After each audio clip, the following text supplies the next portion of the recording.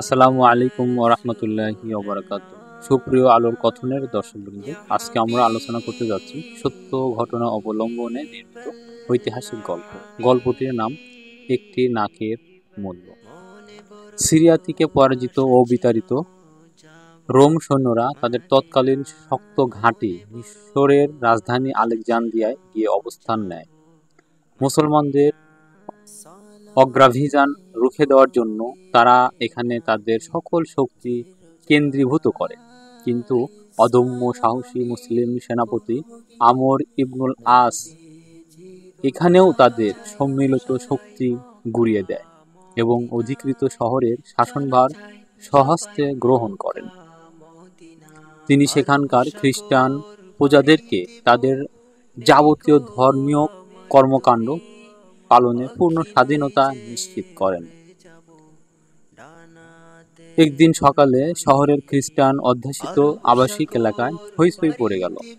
উত্তেজিত জনতা শহরের কেন্দ্রীয় এলাকায় সমবেত হয়ে এক বিশাল জনসভার আয়োজন করে। সভায় অগ্নিঝরা বক্তৃতা চলতে থাকে। সভা শেষে স্থানীয় পাদ্রীর নেতৃত্বে একটি খ্রিস্টান প্রতিনিধি দল সেনাপতি আমর ইবনুল আসের সাথে দেখা করতে আসে। আমর ইবনুল আস প্রতিনিধি দলকে আন্তরিকভাবে অভ্যর্থনা জানান। পাদ্রী খ্রিস্টান জনতার উত্তেজিত হওয়ার কারণ আমর ইবনুল আসকে অবহিত করেন। বাজারের কেন্দ্রীয় স্থানে হযরত ঈসা আলাইহিস সালামের মরমর পাথরের তৈরি একটি মূর্তি স্থাপিত ছিল।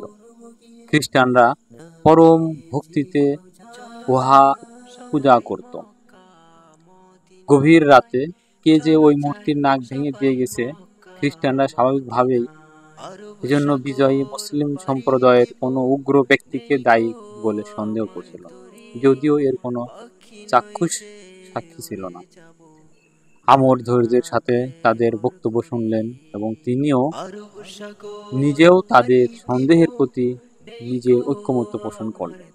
তিনি পাদ্রীকে সম্বোধন করে বললেন, ঘটনাটির জন্য আমি গভীরভাবে ব্যথিত ও লজ্জিত। ইসলাম মূর্তি পূজাকে সমর্থন না করলেও অমুসলিম সম্প্রদায় সমূহের উপাস্যদের কোনরূপ অবমাননাকে কঠোরভাবে নিষেধ করেন। অনুগ্রহপূর্বক আপনাদের মূর্তির মেরামতের উদ্যোগ নিন, আমি এ কাজের সমস্ত ব্যয়ভার গ্রহণ করব। পাদ্রী বললেন, কিন্তু এ মেরামত সম্ভব নয়, কেননা নবনির্মিত একটি নাক ওখানে যুক্ত করা যাবে না। আমর ইবনুল আস বললেন, তাহলে পুরো মূর্তিটাই নতুন করে নির্মাণ করুন, আমি পুরো ব্যয়ভার গ্রহণ করব। পাদ্রী বললেন, কিন্তু তাতেও ক্ষতিপূরণ হবার নয়।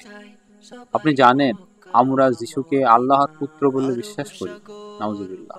সুতরাং তার মূর্তির অবমাননার ক্ষতিপূরণ পার্থিব টাকা করে দিয়ে হতে পারে না। এর ক্ষতিপূরণ একটি মাত্র পন্থাই হতে হবে, আমরা আপনাদের নবীর মূর্তি নির্মাণ করব, নাউজুবিল্লাহ, এবং তার নাক ভেঙে দেব। একথা শুনে আমর ইবনুল আস সমগ্র মুখমণ্ডল ক্রোধে রক্তবর্ণ ধারণ করল। তার অগ্নি খরা চোখের মধ্যে রক্তবর্ণ মণিটা বারবার ঘোরাফেরা করতে লাগলো। তার ঠোঁট বন্ধ রইল এবং সমগ্র দেহ বারবার ফাঁকি দিতে লাগলো। বারবার তার হাত তরবারির কোষের উপর পড়তে লাগলো এবং অতি কষ্টে প্রতিবার হাত সরিয়ে নিতে লাগলো। আমর ইবনুল আস আসন ছেড়ে অস্থিরভাবে পায়চারা করতে লাগলো। কিছুক্ষণ পর ঠান্ডা পানি দিয়ে মুখ ধুয়ে নিলেন। অতঃপর নিজের আসনে ফিরে এলেন এবং শান্ত ও বিষাদ ভরা কণ্ঠে বললেন, আপনারা সেই মহানবীর মূর্তি বানানোর প্রস্তাব দিচ্ছেন, যিনি বহু বছর অক্লান্ত পরিশ্রমের পর মূর্তি পূজার বিলোপ ঘটিয়েছেন। তারপর আপনারা পুনরায় তার মূর্তি বানাতে চান, এবং তাও আমাদের চোখের সামনে। এমন কাজটি সংগঠিত হওয়ার আগে আমাদের সকল সম্পত্তি, আমাদের জীবন, আমাদের ছেলে মেয়ের জীবন ধ্বংস হয়ে যাওয়া উচিত। পাদ্রী সাহেব অন্য কোনো প্রস্তাব দিন। আমি আপনাদের মূর্তির নাকের বিনিময়ে আমাদের যে কোনো জীবিত ব্যক্তির নাক কেটে আপনাদের কাছে পেশ করতে প্রস্তুত আছি। পাদ্রী সর্বশেষ প্রস্তাবে সম্মতি হলেন। পরের দিন সকালে খ্রিস্টান ও মুসলমানরা মাঠে সমবেত হলো। এই উন্মুক্ত প্রান্তরে খ্রিস্টানরা তাদের মূর্তির অবমাননার প্রতিশোধ গ্রহণ করবে। আমর ইবনুল আস জনতার সামনে ভাষণ দিলেন। তিনি দুর্ভাগ্যজনক ঘটনার প্রেক্ষাপট সবিস্তারে বর্ণনা করলেন। অতঃপর তিনি পাদ্রীকে তার সামনে ডাকলেন এবং বললেন, আপনি খ্রিস্টান সম্প্রদায়ের প্রধান, আর আমি এখানকার মুসলমানদের প্রধান। এদের শাসনের দায়িত্ব আমার। আমার প্রশাসনিক দুর্বলতার কারণে আপনাদের ধর্মের যে কোনো অবমাননা ঘটুক, তার শাস্তি মাথা পেতে নিতে আমি বাধ্য। এই নিন তরবারি এবং আমার নাকটা কেটে নিন। কথা বলে তিনি নিজের তরবারি পাদ্রীর হাতে সমর্পণ করলেন। পাদ্রী তরবারিটা হাতে নিলেন এবং তরবারির ধার পরীক্ষা করতে লাগলেন। বিশাল জনতা রুদ্ধ শ্বাসে নীরবে সব কিছু অবাক বিস্ময়ে দেখছিল। সহসা নীরবতা ভঙ্গ করলো একজন মুসলিম সৈনিক।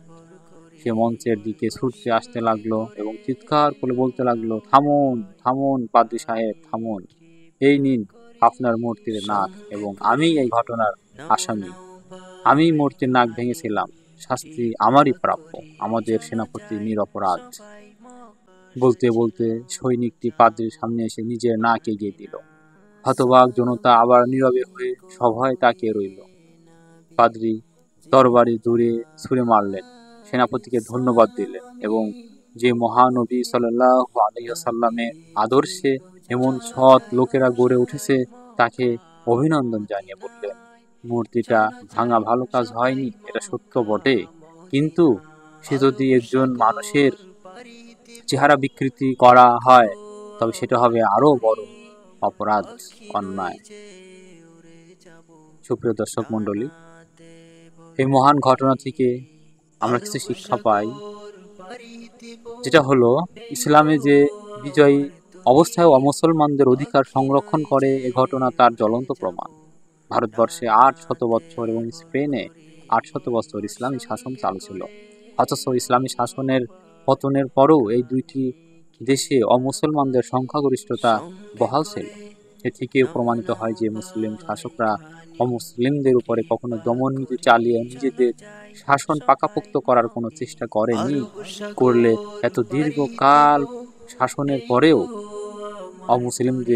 অমুসলিমদের অস্তিত্ব থাকতো না। ধন্যবাদ। আসসালামু আলাইকুম ওয়া রাহমাতুল্লাহ।